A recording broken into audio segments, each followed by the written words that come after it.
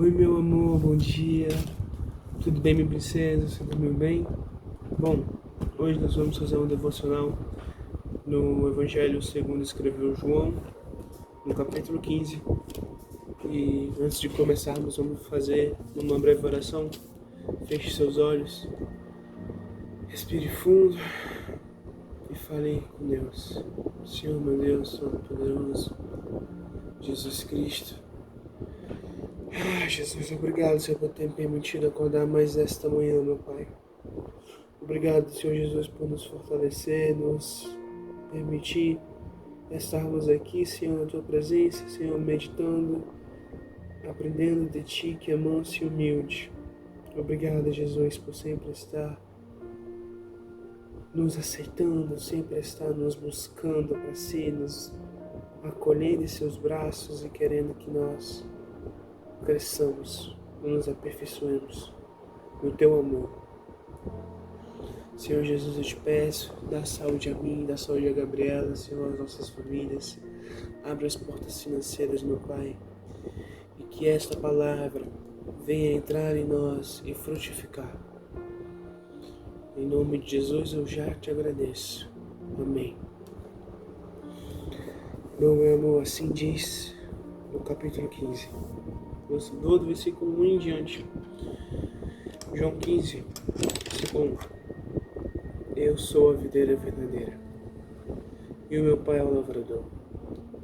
Toda vara em mim que não dá fruto, atira, e limpa toda aquela que dá fruto, para que dê mais fruto. Vós já estáis limpos pela palavra que vos tenho falado. Está em mim e eu em vós. Como a vara de si mesma não pode dar fruto, se não estiver na videira, assim também vós, se não estiverdes em mim. Eu sou a videira, e vós as varas. Quem está em mim e eu nele, este dá muito fruto, porque sem mim nada podereis fazer. Se alguém não estiver em mim, será lançado fora, como a vara, e secará. E os colhem e lançam no fogo e ardem. Se vós estiverdes em mim, e as minhas palavras estiverem em vós, pedireis tudo o que quiserdes, e vos será feito. Nisto é glorificado meu Pai, que deis muito fruto, e assim sereis meus discípulos. Como o Pai me amou, também eu vos amei a vós. Permanecei no meu amor. Se guardardes os meus mandamentos, permanecereis no meu amor. Do mesmo modo que eu tenho guardado os mandamentos de meu Pai e permaneço no seu amor. Tenho-vos dito isso para que a minha alegria permaneça em vós e a vossa alegria seja completa. O meu mandamento é este, que vos ameis uns aos outros, assim como eu vos amei. Ninguém tem maior amor do que este, de dar a alguém a sua vida pelos seus amigos. Vós sereis meus amigos, se fizerdes o que eu vos mando. Já vos não chamarei servos, porque o servo não sabe o que faz o seu senhor, mas tenho-vos chamados amigos, porque tudo quanto ouvi de meu Pai vos tenho feito conhecer. Não me escolhestes vós a mim, mas eu vos escolhi a vós, e vos nomeei, para que vades e deis fruto, e o vosso fruto permaneça, a fim de que tudo quanto em meu nome pedirdes ao Pai, Ele vos conceda. Isto vos mando, que vos ameis uns aos outros. Se o mundo os aborrece, sabei que primeiro do que a vós me aborreceu a mim. Se vós fosseis do mundo, o mundo amaria o que era seu. Mas porque não sois do mundo, antes eu vos escolhi do mundo, por isso é que o mundo vos aborrece. Lembrai-vos a palavra que vos disse: não é o servo maior do que o seu senhor. Se a mim me perseguiram, também vos perseguirão a vós. Se guardarem a minha palavra, também guardarão a vossa. Mas tudo isso vos farão por causa do meu nome, porque não conhecem aquele que me enviou. Se eu não viera, nem lhes houvera falado, não teriam pecado, mas agora não tem desculpa do seu pecado. Aquele que me aborrece, aborrece também ao meu Pai. Se eu entre eles não fizesse tais obras, quais nenhum outro tem feito, não teriam pecado. Mas agora viram-nas e me aborreceram a mim e ao meu Pai. Mas é para que se cumpra a palavra que está escrita na lei, aborreceram-me sem causa. Mas quando vier o Consolador, que eu, da parte do Pai, vos hei de enviar, aquele Espírito da verdade que procede do Pai, testificará de mim. E vós também testificareis, pois estivestes comigo desde o princípio. Amém, minha princesa? João 15 é um capítulo extraordinário, transformador e estonteante. Cristo ele começa destacando que ele é a videira verdadeira e que o meu Pai é o lavrador. A videira verdadeira, através dela, da videira que os ramos têm vida, que os ramos frutificam. E os ramos frutificam da forma correta, eles são cuidados, protegidos pelo lavrador, que é o Pai. E aqui ele vai destacar a função do Pai, que toda aquela vara que não dá fruto, o Pai corta e limpa. Limpa ainda é um processo de corte que limpa toda aquela que dá fruto, para que dê mais fruto. Então aquele que não dá fruto é cortado, aquele que dá fruto é limpado. E limpado como? Pela palavra que Cristo falou. Pela palavra que nos confronta, que vai de encontro com a nossa natureza pecaminosa, que aponta os nossos erros, aponta os nossos pecados, e a gente deixa de fazer. É assim que nós somos limpados. E assim nós produzimos mais fruto. E ele vai destacar Cristo, está em mim, e eu em vós. Porque como a vara não pode dar fruto se não estiver na videira, assim também vocês, se não estiverem em mim. Para que dê fruto é necessário não somente escutar a palavra, mas estar em Cristo. As pessoas podem sim escutar a palavra, assistem cultos e mensagens e não estão em Cristo. Não são transformadas, não buscam mudar, apenas camuflam, no máximo. É algo somente aparente, mas no coração Cristo não está neles. E nós precisamos, para dar fruto, obrigatoriamente estar em Cristo. Porque se alguém não estiver nele, vai ser lançado fora, como a vara, e secará. E então vai vir aqueles que colhem essas varas secas e vão jogar no fogo, e ardem.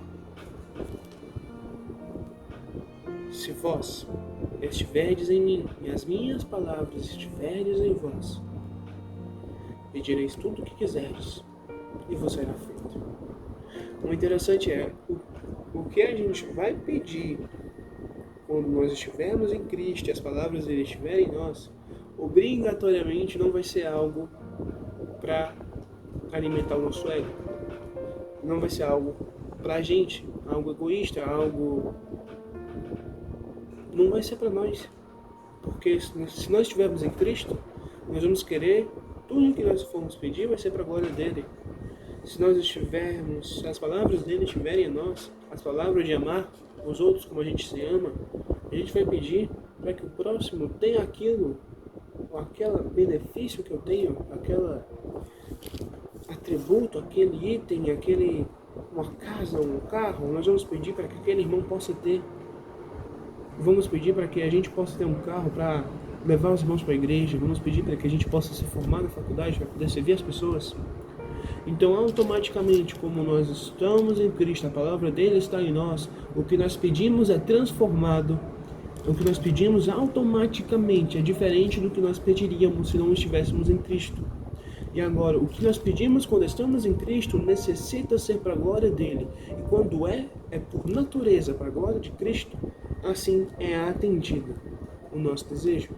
Porque não é para a nossa glória, é para a glória de Cristo. E nisso é glorificado o meu Pai, Deus Pai. Como que ele é glorificado? Que deis muito fruto. E aqui ele dita duas consequências para aquele que frutifica. A primeira, glorifica o nome do Pai. A segunda, se torna discípulo de Cristo. Dois benefícios de quem frutifica. E o que nós devemos buscar diariamente. E Cristo cita como é essa frutificação na realidade, na impalpável nossa realidade. Ele vai dizer: como o Pai me amou, também eu vos amei a vós. Permanecerei no meu amor. Se guardardes os meus mandamentos, permanecereis no meu amor. Do modo que eu tenho guardado os mandamentos de meu Pai, permaneço no seu amor.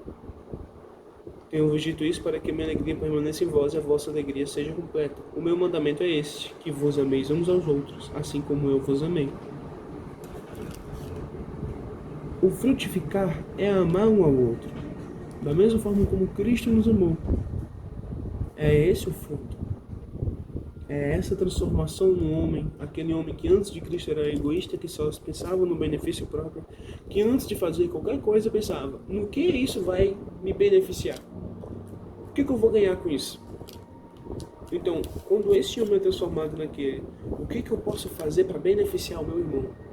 O que eu posso fazer para eu evitar que uma injustiça aconteça com o meu irmão?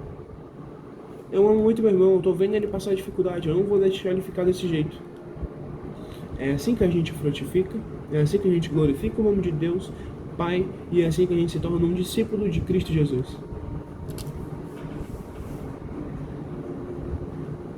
Se nós guardarmos os mandamentos de Cristo Jesus, nós vamos permanecer no amor de Jesus. Então, quando nós guardamos os mandamentos, quando nós colocamos os mandamentos de Cristo na nossa vida como sendo o ideal de como se comportar, como reconhecendo que isso é o certo e que eu sou falho e pecador e por vezes não consigo atingir esse ideal, quando eu declaro que Cristo é o Senhor da minha vida, é o Salvador da minha vida, dessa forma eu permaneço no amor de Jesus, da mesma forma como Ele permaneceu no amor do Pai. E como é esse amor?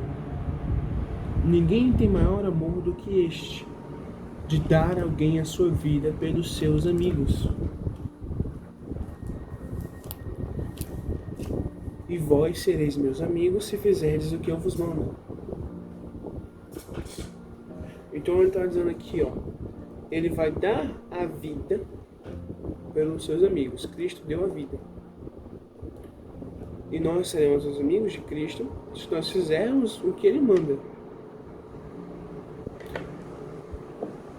Mas isso não quer dizer que nós somos servos, porque o servo não sabe o que faz o Senhor. O Senhor só manda e ele faz. Por nós sabermos, entendermos, agora Cristo nos chama de amigo, porque nós ficamos sabendo tudo o que o Pai revelou ao Filho. Tudo quanto ouvi de meu Pai vos tenho feito conhecer. Ele contou por que a gente deve seguir a Cristo, para permanecer no amor, para que Cristo flua em nós e a gente frutifique. Para que sermos santos, para sermos sal e luz na terra? Por que devemos evitar pecados, evitar erros? Por que nós devemos ir evangelizar, para salvar as pessoas, para ter testemunho, para alcançar aqueles que não seriam alcançados pela lei, pelos judeus, pela aquela forma de viver antiga deles? Ele dá uma ordenança, dá uma explicação para aquilo, para como, a motivação. E nisso ele fala que nós diferimos dos servos, somos os amigos. E por estes Cristo dá a vida.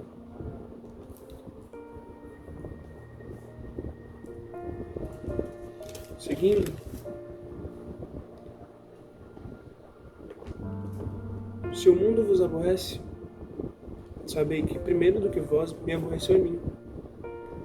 Então, já aconteceu com a gente de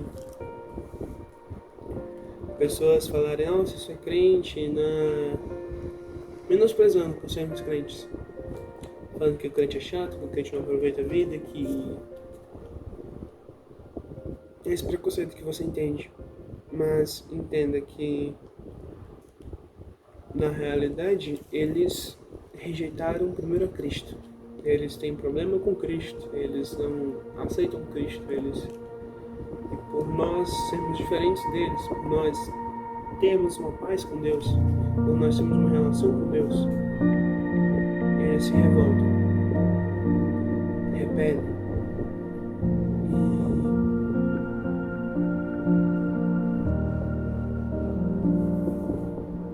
Por que o mundo nos aborrece?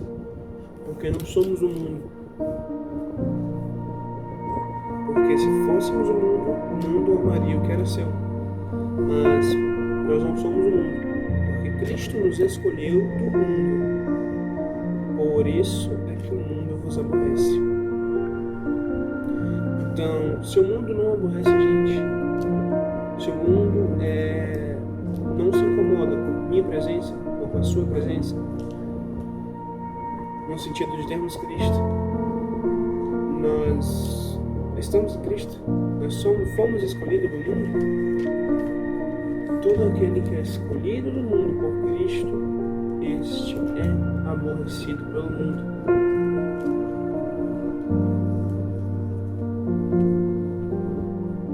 Não é o servo maior do que o seu Senhor. Se a mim me perseguiram, também vos perseguiram a vós. Essa é a explicação.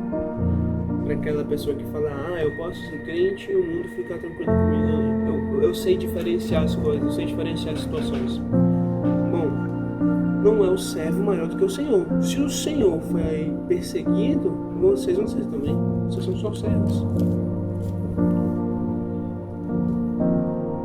Ele vai falar no outro lado. Se guardarem minha palavra, se as pessoas guardarem minha palavra, também vou guardar a de vocês.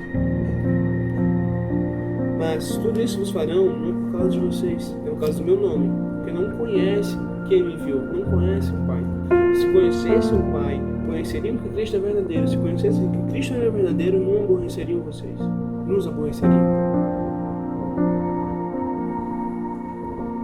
Ele vai falar, Cristo, ele vai falar que se ele não tivesse vindo, se ele não tivesse falado que era o pecado, se ele não tivesse apontado o erro, eles teriam uma desculpa para falar que é errado. Eu não sabia que era errado, mas Cristo veio e falou.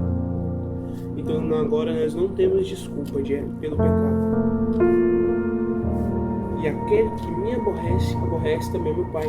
Aquele que aborrece a Cristo aborrece ao Pai.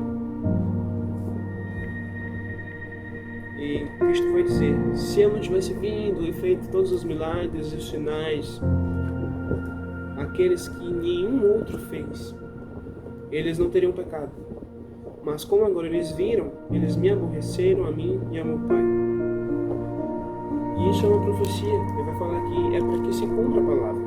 Aborreceram-me sem causa. Era uma profecia no Antigo Testamento. Mas quando vier o Consolador, o Espírito Santo, Paráclito, que eu, da parte do Pai, vos hei de enviar, aquele Espírito de verdade que procede do Pai, testificará de mim. Então, Cristo subiu e veio o Espírito Santo, veio da parte do Pai, enviado por Cristo Jesus. E esse é o Espírito da verdade. Ele vem do Pai e ele confirmará. Ele confirmou nas nossas vidas que o que tem na Bíblia é verdade. Que Cristo é verdadeiro, que a obra dele é verdadeira. E no versículo 27, último, e vós também testificareis, pois estivestes comigo desde o princípio. Como nós confirmaremos que o testemunho de Cristo é verdadeiro? Como nós confirmamos que a Bíblia é a palavra da verdade? Pelos frutos, pelas obras, pelo falar, pelo andar, pela mudança de direção, pela metanoia. Por nós sermos uma nova criatura, por nós declararmos que a razão pela qual mudamos, pelo qual melhoramos, pelo qual nos aproximamos da santidade é porque Cristo nos salvou e nós não temos mérito nenhum nisso. Assim, nós vamos glorificar Deus Pai, nós vamos ser discípulos de Cristo, nós vamos confirmar que o testemunho dele é verdadeiro. Amém, minha princesa? Eu te amo, meu bem.